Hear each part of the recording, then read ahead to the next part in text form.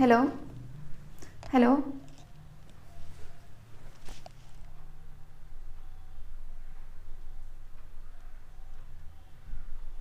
Hello Hello everyone, welcome to the Sci-Fly Chemistry and we are going to start our next part of organometallic chemistry.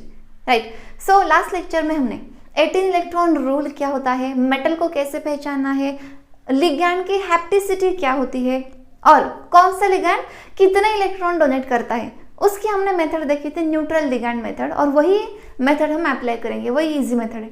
Right. Now we are going to start now next part of organometallic chemistry. हमने carbonyl chemistry के बारे में देखा था कि carbonyl की metal के साथ अटैचमेंट कैसे होती है, कार्बोनिल फ्रीक्वेंसीज चार्ज के ऊपर कैसे डिपेंड है, कि अगर पॉजिटिव चार्ज है कॉम्प्लेक्स के ऊपर तो वहाँ कार्बोनिल की फ्रीक्वेंसी ज़्यादा होगी, निगेटिव चार्ज है तो कार्बोनिल की फ्रीक्वेंसी कम होगी. राइट. वैसे ही नेक्स्ट पार्ट हम देखने वाले हैं आज ऑर्गेनोमेटालिक केमिस्ट्री का. सो लास्ट लेक्चर सबने रिवाइज किया है.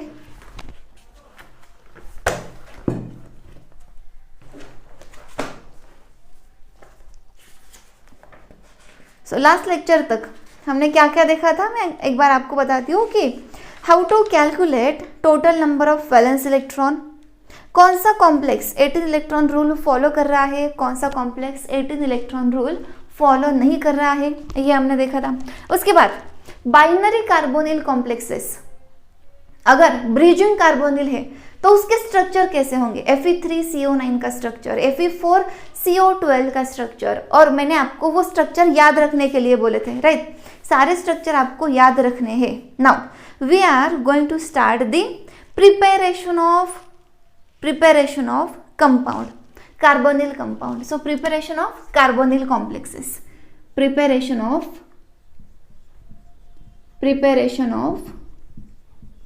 Carbonyl complexes, preparation of carbonyl complexes. So first method में मैं आपको बताती हूँ कि निकेल का अगर आपको कार्बोनिल लिगैंड वाला कॉम्प्लेक्स तैयार करना है तो एक फेमस प्रोसेस है जिसका नाम है मॉन्ड्स प्रोसेस. जिसका नाम क्या है? Mond's process. So the first process we are going to study is Mond's process for preparation of NiCO4 nickel carbonyl के लिए. So what happens in Mond process? See, in Mond's process nickel is directly heated in presence of gaseous carbonyl, carbon monoxide, and it gives NiCO4. This NiCO4 compound is volatile and toxic. This compound is volatile and toxic. तो ये है इस compound के feature. Now next अगर है आपको क्या करना है कि क्रोमियम का कॉम्प्लेक्स बनाना है, क्रोमियम का कॉम्प्लेक्स बनाना है, and you have starting material CrCl3. तो आप सिर्फ कार्बोनिल ऐड करने से क्रोमियम का कार्बोनिल वाला कॉम्प्लेक्स तैयार होगा क्या? तो उसके लिए क्या करना पड़ता है, यहाँ पे जो क्रोमियम +3 है उसे पहले जीरो ऑक्सीडेशन स्टेट में लाने के लिए एक रिड्यूसिंग एजेंट यूज किया जाता है. So this is acting as a reducing agent. So aluminium will oxidise into aluminium +3 and it will form AlCl3 complex with this chlorine and chromium will form complex with carbonyl. right. अब 18 electron rule वाला chromium का complex कौन सा है?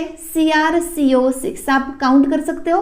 18 electron rule is followed by this complex. So first Mond's process for nickel carbonyl, second this is chromium carbonyl process जहां पे हमने reducing agent use किया है.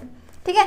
अब कुछ एग्जांपल्स आपको देती हूँ, कुछ रिएक्शंस आपको देती हूँ. सो थर्ड रिएक्शन क्या है देखो, इफ यू हिट FeCO5 और in presence of light what happens with FeCO5?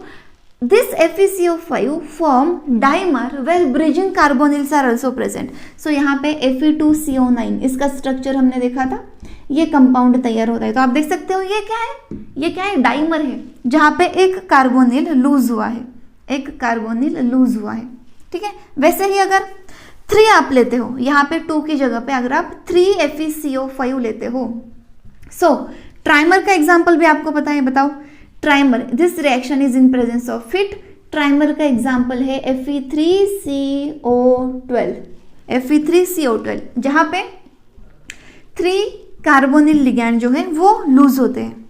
Understood. Now ये जो कॉम्प्लेक्स हमने तैयार किया है CrCO6, अगर CrCO6 की रिएक्शन आप आगे PPH3 लिगैंड के साथ करते हो, so carbonyl will be replaced by PPH3। PPH3 add नहीं हो सकता क्योंकि ये ऑलरेडी 18 इलेक्ट्रॉन कॉम्प्लेक्स है। तो अगर PPH3 यहाँ पे आपको ऐड करना है तो एक कार्बोनिल को लूज करना पड़ेगा, एक कार्बोनिल को निकालना पड़ेगा वहां पे, राइट। तो वहां पे क्या होगा, 1 कार्बोनिल विल गेट रिमूव्ड, तो 5 कार्बोनिल बाकी रहेंगे, एक PPH3 ऐड हो जाएगा प्लस CO, यानी कि ये क्या हुआ है, रिमूव हुआ है। तो इस तरीके से सिंपल रिएक्शन है बाकी। अब आप देखो, suppose another reaction, 4th number reaction, तो मैं कुछ रिएक्शन लिख के दे रही हूँ यानी कि आपको समझ में आ जाए कि इस कॉम्प्लेक्स में, कार्बोनिल के कॉम्प्लेक्स में किस तरीके से रिएक्शन होती है। So this is rhenium CO5Br when this complex react with ethylene diamine. अब आप मुझे बताओ, ethylene diamine is a bidentate ligand, it contain 2 nitrogen, यानी कि 4 electron donor. This ethylene diamine is 4 electron donor, तो यहाँ हमें 4 इलेक्ट्रॉन वाले लिगैंड निकालने पड़ेंगे।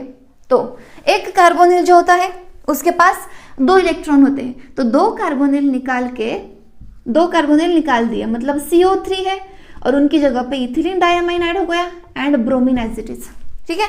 अब इसका स्ट्रक्चर कैसा होता है, +2CO है, यानी कि ये 2 कार्बोनिल रिमूव हो गए। नाउ इसका स्ट्रक्चर होता है facial, this is facial form of isomer. Facial form कैसे ड्रॉ करते हैं, याद करो फेशियल फॉर्म कैसे ड्रॉ करते हैं। तो इस ट्रायंगुलर फेस के ऊपर 3 कार्बोनिल रख दिए हमने, और यहाँ पे इथिलीन डायमाइन के 2 नाइट्रोजन रख दो और यहाँ पे ब्रोमीन रखो। सो दिस इज फेशियल फॉर्म, ठीक है। एक दूसरे के अपोजिट सेम लिगैंड नहीं होती है। फेशियल फॉर्म में क्या होता है, कार्बोनिल के अपोजिट कभी भी कार्बोनिल नहीं है, यहाँ पे ब्रोमीन है, यहाँ पे नाइट्रोजन है, यहाँ पे नाइट्रोजन है, ठीक है। This is facial form of isomer, तो ये हमें मिलता है। बस ये कुछ रिएक्शन नोट डाउन करो। तो कार्बोनिल के बारे में हमने अभी तक इंफॉर्मेशन जो ली है वो इंपॉर्टेंट है। अब हम आगे के लिगैंड देखेंगे, आगे के लिगैंड्स देखते हैं अभी।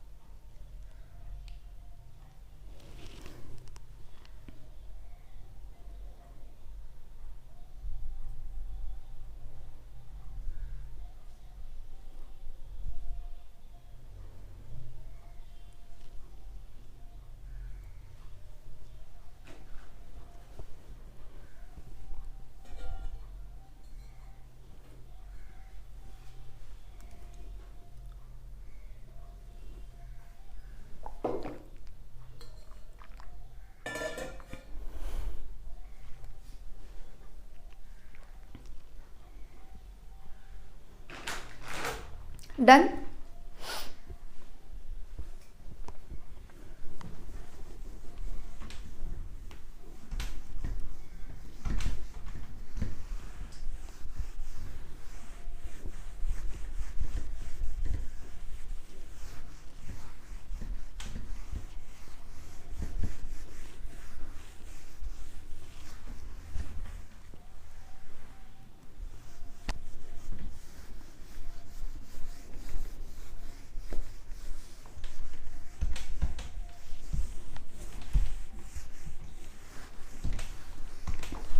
The next ligand is C triple bond S, यानी कि कार्बोनिल की जगह पे थायोकार्बोनिल दिस इज थायोकार्बोनिल, राइट। अब कार्बोनिल कैसे होता है, C ट्रिपल बॉन्ड O, ये है थायोकार्बोनिल। अब सल्फर की जगह पे उसी के ग्रुप का सेलेनियम भी आप लिख सकते हो। So oxygen, sulphur, selenium, all the group 16 element they can act as a ligand with carbon.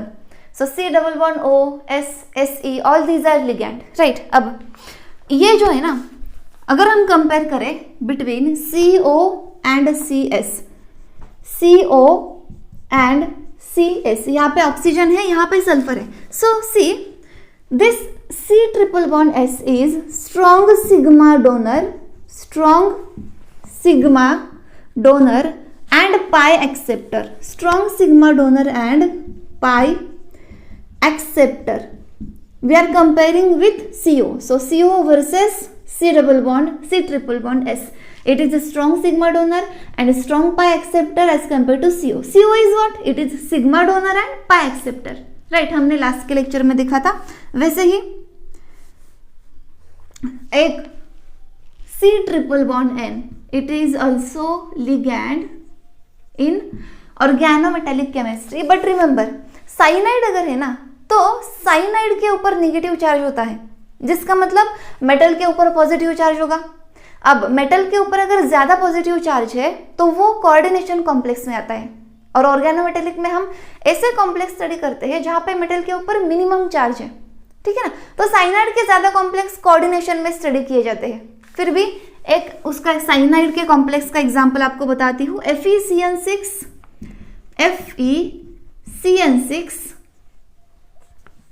3-। Now tell me this will be colored or colorless complex? FeCN6 3- is colored or colorless? So see, iron carries a +3 oxidation state.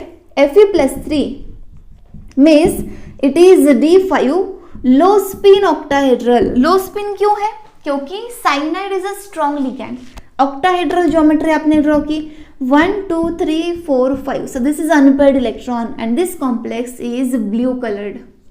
It is a blue colored complex. तो इस तरीके से आपको exam में निकालना है कौन से कॉम्प्लेक्स कलर्ड होंगे, कौन से कलरलेस होंगे, ठीक है। अब साइनाइड के साथ अगर हम कंपेयर करते हैं CO versus CN, CO versus CN, तो मैं कुछ पॉइंट्स आपको लिख के देती हूँ, वो नोट डाउन करो।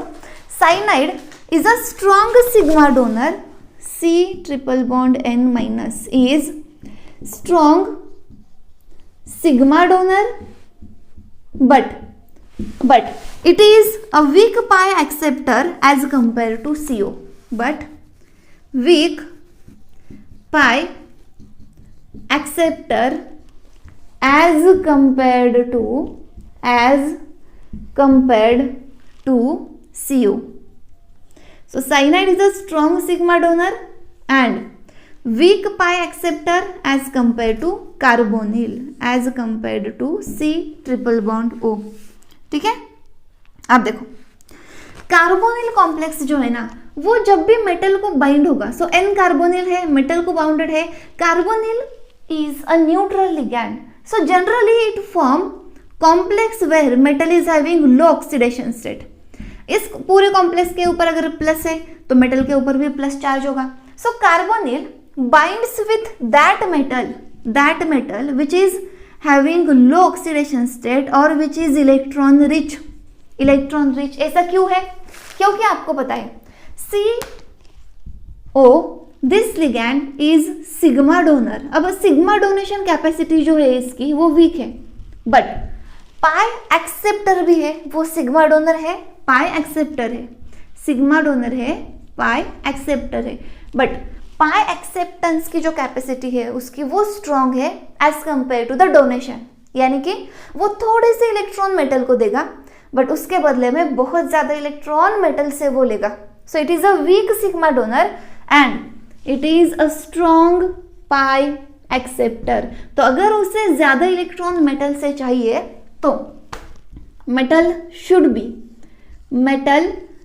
बी द इलेक्ट्रॉन रिच, तभी तो कार्बोनिल के साथ वो क्या करेगा, स्टेबल कॉम्प्लेक्स तैयार करेगा। When this complex will be stable, when this complex will be stable, when metal is electron rich, तभी मेटल कार्बोनिल को इलेक्ट्रॉन दे सकता है, और कार्बोनिल को इलेक्ट्रॉन चाहिए क्योंकि उसकी प्रॉपर्टी क्या है, it is a strong pi acceptor, weak sigma donor and strong pi acceptor. So since carbonyl is a strong pi acceptor, it form a stable complex with that metal which is already electron rich, मतलब उसके oxidation state बहुत कम है, तभी वो carbonyl को electron दे सकता है। तो ये कंडीशन यहाँ पे फॉलो होती है, ठीक है। तो अगर आपको रीजन पूछा जाता है why in carbonyl complexes metals are having low oxidation state, तो रीजन क्या है, strong pi accepting nature of carbonyl, this is the reason, understood? So note it down. Next ligand है हमारा NO, nitrosyl ligand. The next ligand is nitrosyl ligand, note it down.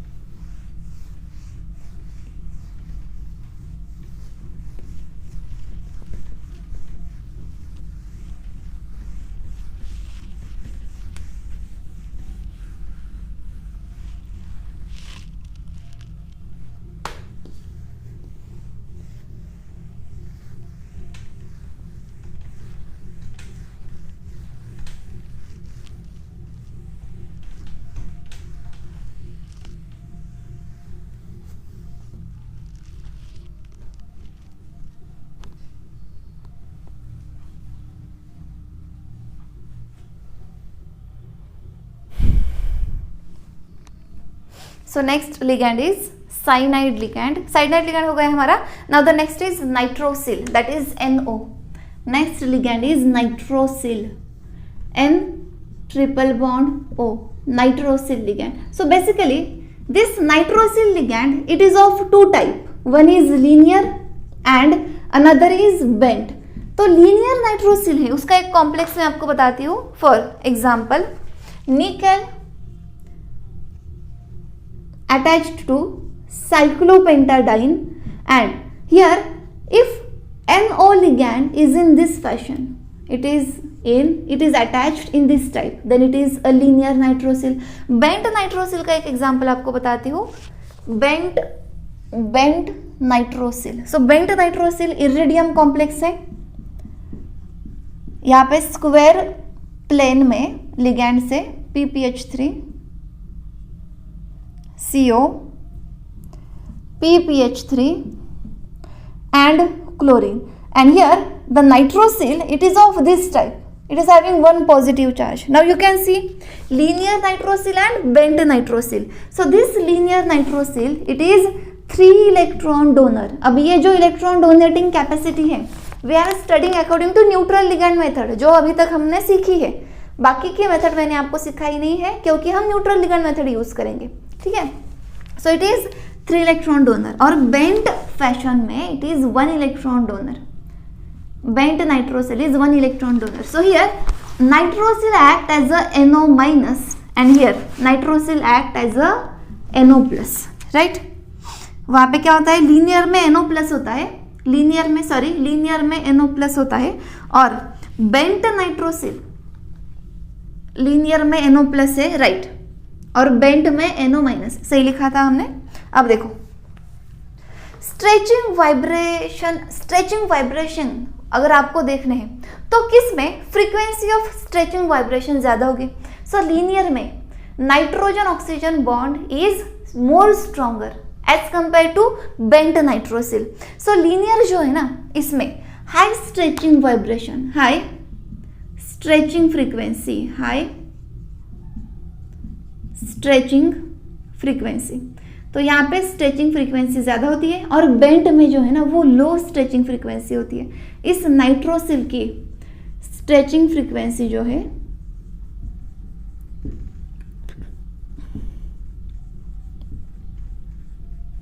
वो लो होती है. So here it is low stretching frequency and here it is high stretching frequency. समझ रहे हो? समझ में आ रहा है सबको? ओके, ठीक है. अब if this NO it is in a bridging mode में अगर है, for example metal and here NO ligand is there. Now in bridging mode it is 3 electron donor, like linear nitrosyl जो है वो 3 इलेक्ट्रॉन डोनर है, bent है 1 electron donor. अगर bridging है again it is 3 electron donor according to neutral ligand method. So this is about nitrosyl ligand. Our next ligand is hydrogen. Now hydrogen can attach in hydride mode, H-, only H- is attached, and hydrogen can attach as a H2 molecule. तो ये दोनों type हम देखेंगे, ठीक है. एक तो hydride होता है, नहीं तो डाइहाइड्रोजन होता है. हाइड्राइड यानी सिंगल हाइड्रोजन, डाइहाइड्रोजन यानी H2 molecule, ठीक है. So the next ligand is hydride. ये हो गया सबका.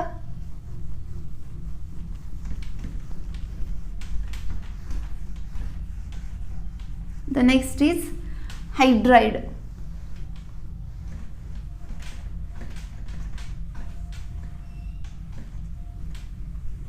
सो देखो हाइड्राइड का मैं कुछ एग्जांपल्स आपको बताती हूँ. Just give the heading hydride complex.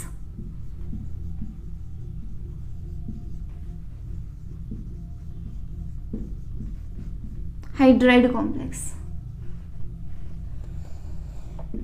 So see, when here single hydrogen forms a bond with metal, this type of bond formed by hydride is sigma donation, and hence hydride is a sigma donor ligand. It is sigma donation, and hence hydrogen is a sigma donor ligand. ठीक है. Now how many electrons are donated? It is 1 electron donor. Hydride is a 1 electron donor. अब इसका एक famous complex है ReH9 2-. all are hydride, or all these 9 hydrogen they are hydride. H2 कोई भी नहीं है, सिंगल हाइड्रोजन है, और इसकी ज्योमेट्री होती है ट्राइकैप्ड ट्राइगोनल प्रिज्मेटिक. ये बस एक कॉम्प्लेक्स याद रखो आप. ट्राइगोनल प्रिज्मेटिक ज्योमेट्री, सपोज यहाँ पे एक ट्रायंगल आप बना रहे हो, यहाँ पे ट्रायंगल आप बना रहे हो, और ये दोनों जो है ना ये जॉइंट है एक दूसरे को, और यहाँ पे सारे हाइड्रोजन से 1 2 3 4 5 6, और किसी 3 फेस के ऊपर हाइड्रोजन की कैपिंग है. सो 6 हो गए, 7 8 9. सो 3 फेस के ऊपर हाइड्रोजन की क्या है, कैपिंग दी गई है. उसे बोला जाता है ट्राइकैप्ड ट्राइगोनल प्रिज्मेटिक. ठीक है. अब देखो और डिटेल में अगर आपको स्ट्रक्चर जानना है तो आप गूगल के ऊपर सर्च करके देखो what is the geometry, what is the structure for tricapped trigonal prismatic. Now reaction of hydrogen with CO2 so CO2 CO8 इस कॉम्प्लेक्स के साथ अगर आप H2 की रिएक्शन करते हो तो वहां पे हाइड्राइड अटैच होगा कोबाल्ट को, डाइहाइड्रोजन नहीं होगा. सो H2 की रिएक्शन अगर आप करते हो ना तो CO2 CO8 डाइमर है, इसका मोनोमर क्या है CO4. CO2 CO8 this follows 18 electron rule, और ये जो है ना ये 17 इलेक्ट्रॉन कॉम्प्लेक्स है. आप काउंट करके देखो 17 इलेक्ट्रॉन कॉम्प्लेक्स है, राइट. अब इसमें क्या करें तो एक हाइड्रोजन यहाँ पे ऐड करो. इट इज 1 इलेक्ट्रॉन डोनर, तो 17 + 1 ये भी हो गया 18 इलेक्ट्रॉन कॉम्प्लेक्स। तो इस तरीके से हाइड्राइड यहाँ पे अटैच किया जाता है, ठीक है। वही अगर मैं आपको बताती हूँ कि trans iridium CO carbonyl chlorine P ethyl thrice plus H2। तो देखो H2 की एडिशन करते वक्त आपको अगर कोई भी रिएक्शन हो कोऑर्डिनेशन में ऑर्गेनोमेटालिक में, आपको अगर ये जानना है कि सब्स्टिट्यूशन होगा या फिर एडिशन होगा, उसके लिए रूल क्या है, उसके लिए रूल क्या है। तो देखो मैं आपको बताती हूँ, सब्स्टिट्यूशन रिएक्शन यानी कि एक कार्बोनिल जाके H2 आएगा या फिर ये सारे लिगैंड एज इट इज रहेंगे और H2 ऐड होगा। तो H2 अगर ऐड होता है तो वो एडिशन है, अगर कार्बोनिल जाके H2 आता है तो वो सब्स्टिट्यूशन रिएक्शन है। तो दोनों में से कौन सी रिएक्शन होगी ये आप कैसे पहचानोगे, बताओ बताओ आप ये कैसे पहचानोगे। So there are two types of reaction, one is oxidative addition ये हम एंड रिडक्टिव इलिमिनेशन ये हम आगे देखेंगे ऑर्गेनोमेटालिक में ही, जब हम कैटालिसिस पार्ट स्टडी करेंगे। Reductive elimination, oxidative addition and reductive elimination. So oxidative addition ये रिएक्शन, अगर ऑक्सीडेटिव एडिशन कब होती है, if your complex is 16 electron complex, तो कोई भी लिगैंड यहां पे ऐड होगा, सपोज H और 2 क्लोरीन, सपोज HCl है उसमें H भी है Cl भी है और H2 है उसमें 2 हाइड्रोजन से। सो ये लिगैंड ऐड होके यहाँ पे 18 इलेक्ट्रॉन वाला कॉम्प्लेक्स तैयार होगा। सो दो it will add in form of 2H minus, ये 16 electron plus 1 electron from 1 hydride 17 हो गए, second electron from second hydride 18 हो गए। So this forms 18 electron complex in oxidative addition reaction. समझ रहे हो ऑक्सीडेटिव एडिशन क्या है। रिडक्टिव एलिमिनेशन में आपको कैटालिसिस में समझाती हूँ। तो यहाँ पे if complex is 16 electron complex, तभी कोई भी लिगैंड उस कॉम्प्लेक्स में ऐड होगा विदाउट रिमूविंग एग्जिस्टिंग लिगैंड। तो इसका काउंट करो, iridium is 9 electron donor, carbonyl 2 electron, chlorine 1 electron, PH3। Phosphorus के कोई भी लिगैंड हो वो 2 इलेक्ट्रॉन डोनर होते हैं, यहाँ पे 2 है इसलिए 4 इलेक्ट्रॉन्स हो गए। सो 9 + 1 10 14 15 16 इलेक्ट्रॉन कॉम्प्लेक्स है। So this hydrogen is going to be added और वो कॉम्प्लेक्स बन जाएगा 18 इलेक्ट्रॉन कॉम्प्लेक्स। तो किस तरीके से रिएक्शन होगी, इसका प्रोडक्ट मैं यहाँ पे लिखती हूँ। देखो इरिडियम CO Cl PPH3, अब हाइड्राइड ऐड होगा ना, यानी कि H ऐड होगा। कितने H है, 2 है, इसलिए मैं इस तरीके से लिख रही हूँ। H कितने हैं, 2 है, इस तरीके से मैंने लिख दिया। डन। तो ये जो कॉम्प्लेक्स है ये है 18 इलेक्ट्रॉन कॉम्प्लेक्स, ये 16 इलेक्ट्रॉन है, ये 18 इलेक्ट्रॉन कॉम्प्लेक्स है। ओके ठीक। Now the next ligand is dihydrogen, ये तो हाइड्राइड लिगैंड है। नेक्स्ट है डाइहाइड्रोजन, यानी कि H2 मॉलिक्यूल अगर एज इट इज ऐड होना चाहता है तो वो किस तरीके से ऐड होगा, दैट इज डाइहाइड्रोजन। डाइहाइड्रोजन तो ये मैं रब कर रही हूं, ध्यान से रिएक्शन नोट डाउन करो। ये reaction as it is exam में आ सकते हैं, रेफरेंस बुक से एग्जाम्पल्स लिए हैं जो एज इट इज आपके एग्जाम में आ सकते हैं। तो आपको फोकस देना है यहाँ पे, जो भी मैं बोर्ड के ऊपर लिख रही हूँ, जो इंफॉर्मेशन आपको एक्स्ट्रा बता रही हूँ, वो आपको नोट डाउन करते जाना है। डाइहाइड्रोजन कॉम्प्लेक्स,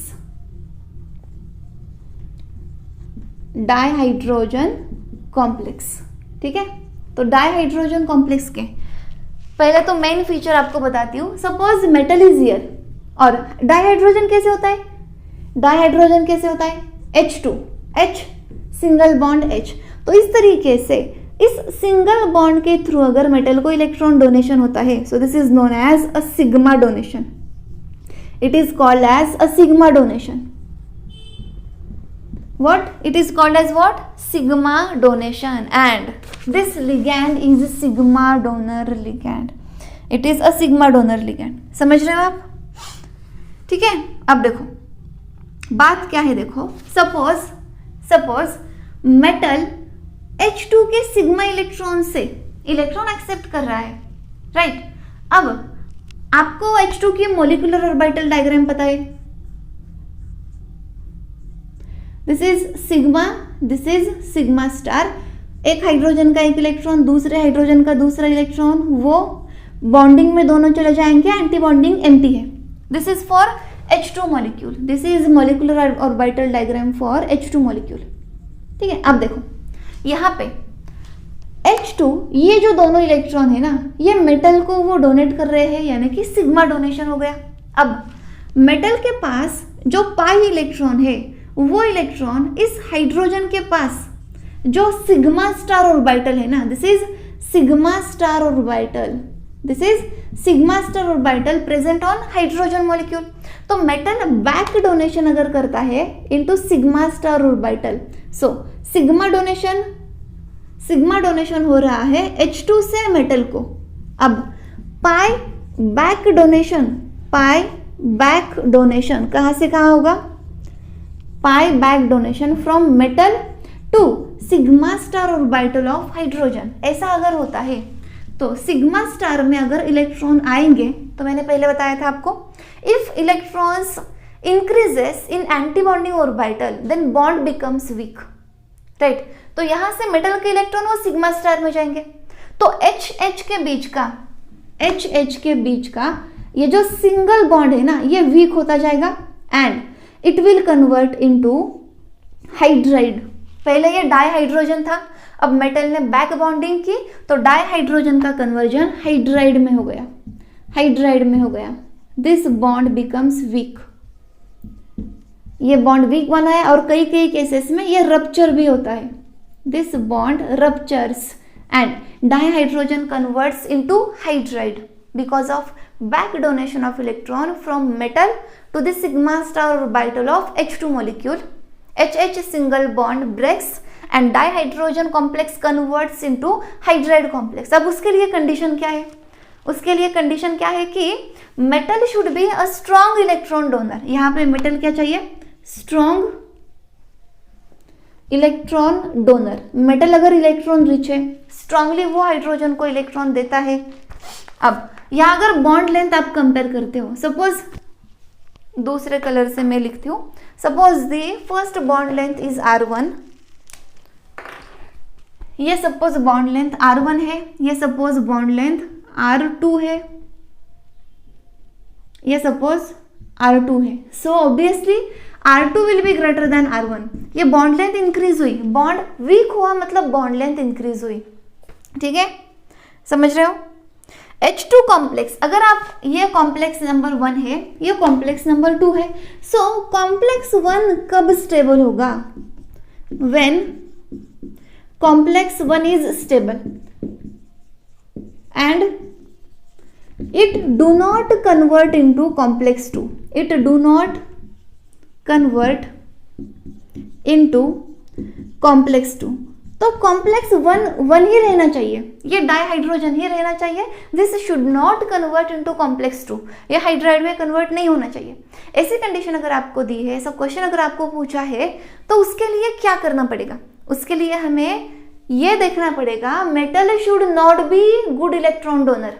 अगर मेटल से इलेक्ट्रॉन जाएंगे ही नहीं तो H2 का बॉन्ड रप्चर नहीं होगा, राइट। सो इसका आंसर क्या है, metal should B electron poor, electron rich नहीं, इलेक्ट्रॉन पुअर होना चाहिए, हाई ऑक्सीडेशन स्टेट वाला होना चाहिए, हाई ऑक्सीडेशन स्टेट वाला मेटल होना चाहिए, मतलब वो इलेक्ट्रॉन पुअर है, समझ रहे हो। और दूसरी बात क्या है कि अगर इस मेटल को पाई एक्सेप्टर लिगैंड्स अटैच्ड है, इस मेटल को अटैच जो भी लिगैंड है ना, दूसरा सॉल्यूशन क्या है, pi acceptor ligands should be attached to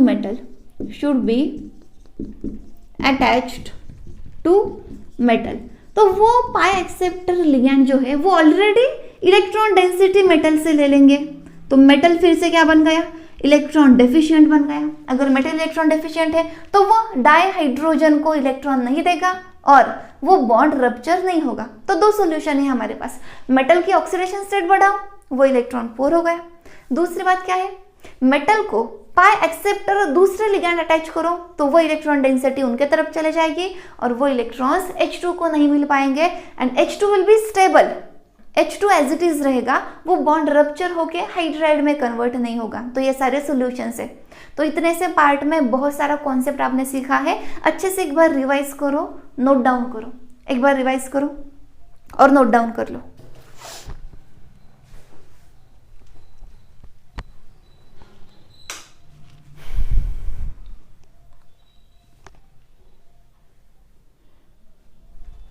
उसके बाद में एक क्वेश्चन देती हूँ आपको सॉल्व करने के लिए। I will give you one question to solve.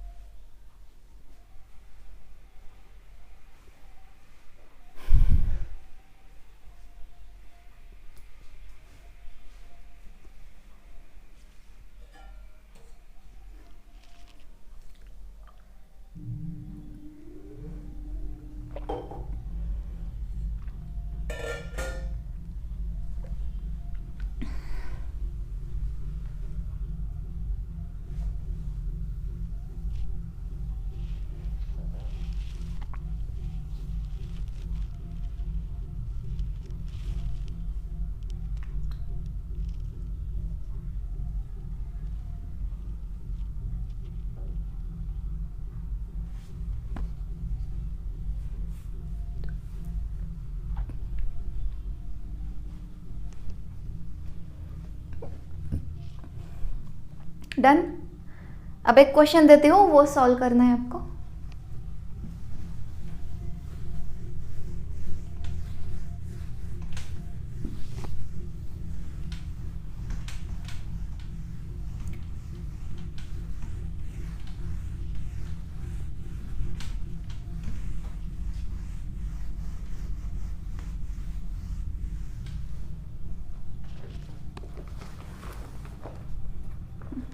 See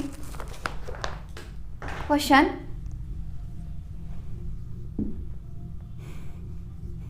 why MO P Me3 5 H2 is dihydride complex while MO PR3 thrice CO thrice, ठीक है, CO thrice is dihydrogen complex, is dihydrogen यानी कि H, डाइहाइड्राइड मतलब single hydrogen complex. अब इसका answer आपको पता चल गया होगा, राइट? क्या है इसका आंसर बताओ, अभी जो मैंने रीजन बताए थे आपको। So you can see here, अगर कॉम्प्लेक्स में डाइहाइड्रोजन रहना चाहिए तो दूसरा सॉल्यूशन क्या है, मेटल को अटैच्ड पाई एक्सेप्टर लिगैंड होने चाहिए एंड दीज यहाँ पे H2 रहना बाकी है, जस्ट अ मिनट, H2 रह गया है कॉम्प्लेक्स में। CO3 PR2 लिखो यहाँ पे और H2 लिखो। H2 इज डाइहाइड्रोजन, ये H2 पूरा है और ये H है ना, ये दो है, ठीक है। सो यहाँ अगर कार्बोनिल अटैच है तो H ये जो मेटल टू हाइड्रोजन इलेक्ट्रॉन जा रहे हैं ना, ये लो इंटेंसिटी में जाएंगे, लो क्वांटिटी में जाएंगे, क्योंकि पाई एक्सेप्टर लिगैंड है तो यहाँ से यहाँ पे इलेक्ट्रॉन का फ्लो ज्यादा होगा, तो मेटल से इस बॉन्ड को इलेक्ट्रॉन नहीं मिलेंगे, यानी कि sigma star will be low populated, जिसकी वजह से ये बॉन्ड वीक नहीं होगा। इसके अपोजिट है, यहाँ पे कोई भी स्ट्रॉन्ग पाई एक्सेप्टर नहीं है, तो क्या होगा, ये डाइहाइड्राइड में कन्वर्ट हो जाएगा, डाइहाइड्राइड PMe3, राइट ना, PMe3। तो डाइहाइड्राइड में क्यों कन्वर्ट होगा, क्योंकि मेटल से डायरेक्टली इस HH बॉन्ड को इलेक्ट्रॉन जाएंगे, सिग्मा स्टार में जाएंगे और वो बॉन्ड वीक होगा। Okay, so next we will see in our next lecture.